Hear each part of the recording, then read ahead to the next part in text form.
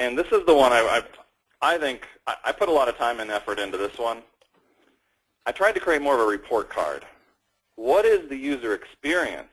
Not just is it supported, is it not supported, but give me a grade. Is it an A or is it an F? Well, I basically tried to go side by side, 2007, 2010, 2013. Now this is a guide in terms of being able to build your case for 2013 to show that, wow, you're an honors student, ultimately, if you can be running SharePoint 2013.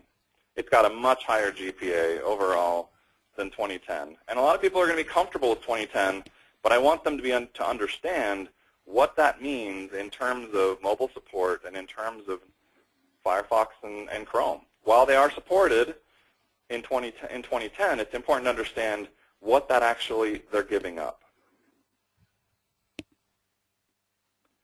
Now, ultimately, when you start digging in on metrics, there's some other things you can find in terms of where is the user coming from, what domain are they on.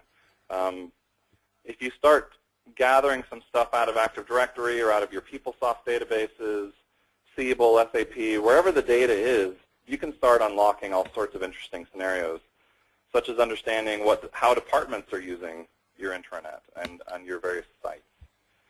So as an example, and this is really kind of just a mock-up, you can understand, is it IT who's your primary user, and so it's a bunch of technical folks, or is there one department in the business, and when you start understanding those departments, you can start going to those departments and saying, how can we better serve your needs?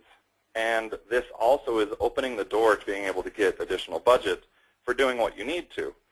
Because now you can go to these department heads and say, hey, we've noticed your department is using the intranet in a big way. Here's your list of sites. Here's some of the things we want to do in terms of justifying upgrade or in terms of rolling out a new application and increasing, building forms and workflows and all the cool stuff you want to do. This is the kind of stuff you got to get to be able to back up your story.